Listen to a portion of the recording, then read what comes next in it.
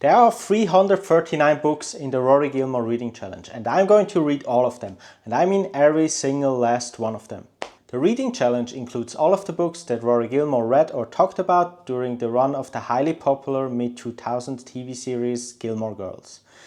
Now, to put an additional spin on the challenge, I'm going to read the books in random order, so stay until the end of the video where we spin the wheel to find out what our next book in the challenge is going to be. Hi guys, and welcome back to the challenge. Today we have book 15 in the challenge already, which is another absolute classic, and it is William Styron's Sophie's Choice.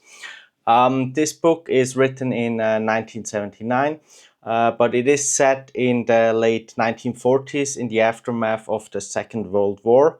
As always, please do let me know in the comments below if any of you guys do know when or where Rory Gilmore would have talked about this book or read this book in the series. Yeah, let's get straight into the book. So what is Sophie's Choice about? Before reading it, obviously I've heard about this book, as everybody did, but I never really heard anything about the story and the plot actually. But I did think that it must have something to do with war, as those usually bring the most difficult choices in life with them. So that was my expectation going into the book. But then starting to read, and after the first few pages, I would say, I suddenly had I was a bit perplexed, because I was thinking, well, is this actually like a love triangle? Is this about a choice that Sophie has to make between these two men in her life? And I had to read quite a bit further to realize, no, this is actually a story about the Second World War, about Sophie's horrible choices, and especially one choice, probably the most horrible choice anybody could ever make in their life, that she has to make those choices, surviving a German concentration and extermination camp in, I believe, in Auschwitz during the Second World War. So this is basically a story about her, that she tells in these flashbacks. So every now and then we learn a little bit more about her story, about her background, and this all is like told through the current story of her now living in the United States, her having this very toxic relationship with Nathan, with an American guy that has been taking care of her and kind of trying to make her feel more healthy and to get her like back into life, while at the same time being very abusive to her. And at the beginning of the book, we get to know a character named Stingo. So Stingo is an aspiring author, an aspiring writer, and he is moving into the same boarding home or hostel almost, where Nathan and Sophie are living in, I think it's either Queens or Brooklyn in New York. And he is moving there trying to continue on writing down his next book. And then he, starts to get to know Sophie and Nathan, and is becoming very interested in their relationship, and there starts developing this very weird circle of relationships, this very weird dynamic between the three of them. And that's kind of how the story unfolds. And then through discussions between Stingo and Sophie, we learn more and more about her past in the concentration camp back in Germany. So I did write down a few notes on this book, what struck me as very interesting or unusual or unexpected about Sophie's Choice. So starting off with, it occurred to me reading this book that seems many of like the older classics have a character or a main character, or at least a side character, that is a writer or an author. I wonder if that has to do with the fact that maybe in the past writers were more writing about themselves and kind of projected themselves into one of the main characters of the book, or what do you think why that is? There seem to be so many authors and writers as characters in all of these classics. So I'm really curious about that. Then also, like, going into the book, I didn't expect it to be this steamy, this erotic, which it is very much so. It's very explicit, but in probably the worst kind of ways, because it's a very toxic relationship, an abusive relationship between Nathan and Sophie. But I really didn't expect a book from that age and of that kind of classic status to be that explicit. So that surprised me quite a lot. And looking at Nathan, I really did not like his character at all from the very beginning. He is very pushy. He is like, he has this narcissistic, sadistic kind of character on him.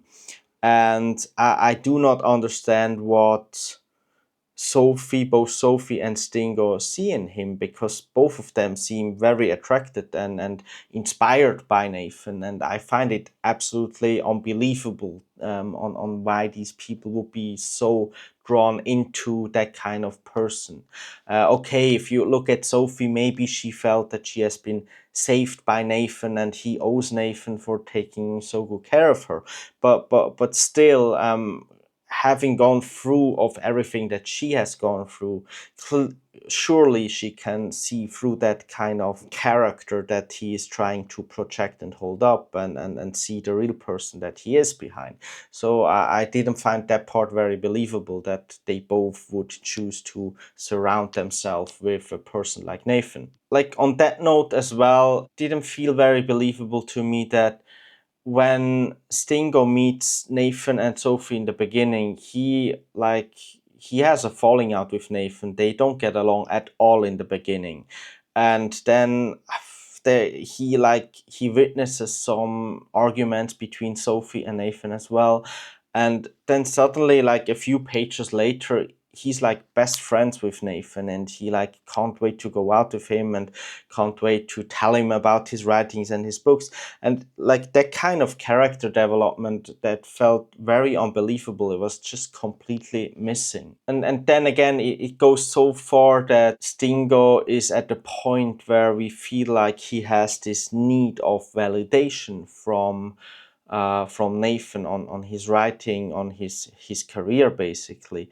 I guess it could just also be a matter of difference in age. Stingo, I believe, is only like in the early 20s, and both Sophie and Nathan are at least 10 years older than he is, so he might just be looking up to Nathan and be like kind of stunned by his aura. The story overall, to me, it feels like a story of guilt. It feels, especially on Sophie's side, as we learn, she's haunted by this unbelievable, for us unimaginable guilt throughout her life. And so it's mainly a story of guilt that then leads to lust and into pain, and that's kind of what she is reliving and living with in these relationships with Stingo and Nathan.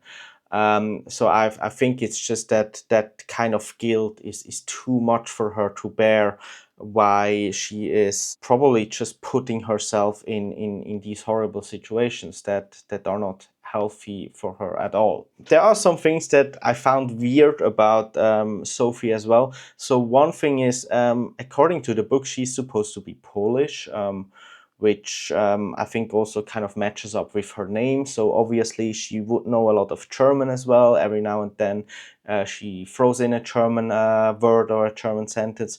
But what I found very weird is that she frequently speaks French, and I don't really understand why. So okay, she may know some French. A lot of European people, they knew a lot of languages, especially at that time, and during the war they had to actually learn more languages to get by. But why would she, like, in a normal sentence and in an argument and talking to people, talking to Nathan, talking to Stingo, like suddenly throw in a few French sentences as a Polish national? And even with German being closer to her mother tongue than French would be. So I really didn't understand where all the French is coming from. So please do enlighten me if you guys know why suddenly Sophie is speaking French every now and then. I don't get it. Also, this, like, what I found a little bit weird is, like, why do we have the story with Nathan and Stingo and Sophie at all? That kind of circle that those three find themselves within, because that story is not very exciting. Like, it doesn't bring very much to the actual story that we want to tell in this book, which is Sophie's experiences in the concentration and extermination camp, and how she got by, and what kind of decisions and actions she had to do to get by.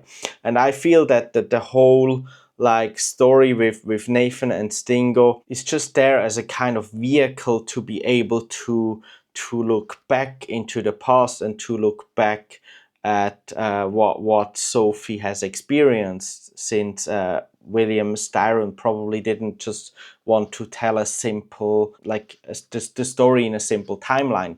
That's the only thing that comes to mind. Other than that, from my point of view, there's not really any need for that whole story that takes place in the present to be there, other than that, to maybe show what Sophie has turned into, and what these kind of past and horrible experiences has turned her into. But other than that, I really don't feel that there's any need for that kind of arc of story to be there, and I would have prefer to just focus more on her experiences during the war, I would say. Yeah, so let's go into a rating here. I did mention a lot of criticism towards the book, but I actually felt that this was one of the very first classics, and especially in this challenge, that I did enjoy reading, that I found very thought-provoking, and that I didn't have a hard time getting through it, even though it was quite a thick book, quite a long book. But for me, it's one of the first classics that I did enjoy reading, actually. So for that, I am giving Sophie's Choice 3 out of 5 stars.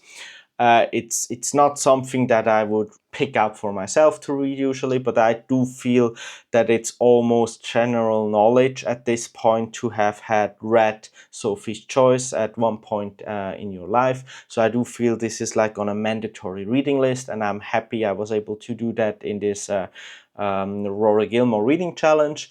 But it's not something that I would pick up again and read again, or something that I had such a great time with that I would look for similar books to read. Yeah, but that being said, it was a very touching story. I can't imagine having to have to go through what Sophie had to go through in her life. So whenever I do read about stories like this, I just, look back at my own life and where we are right now, and how lucky we are to be living in such a relatively peaceful time, and I'm really grateful for that. So that's my takeaway basically from a horrible story like this. Yeah, but do let me know what you guys thought of Sophie's Choice. Did you enjoy it? What other books similar to it do you enjoy reading? Is there anything that you would recommend to me in that kind of space? Please let me know in the comments below.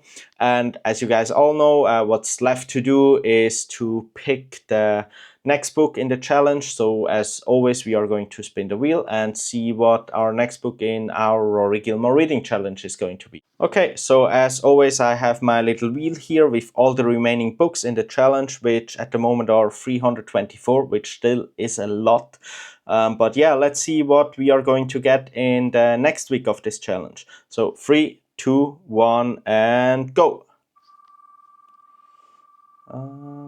I could do with a short book. We had long books in the last few weeks. Something short. Let's see. What do we get? Dr. Jekyll and Mr. Hyde by Robert Louis Stevenson. So I do know obviously what this is going to be about, but I've never read the book, and I'm actually quite looking forward to this one. So see you guys next week for Dr. Jekyll and Mr. Hyde. And yeah, thank you guys for being here. Please subscribe, please follow the channel, and drop a like. Thank you very much. Bye bye.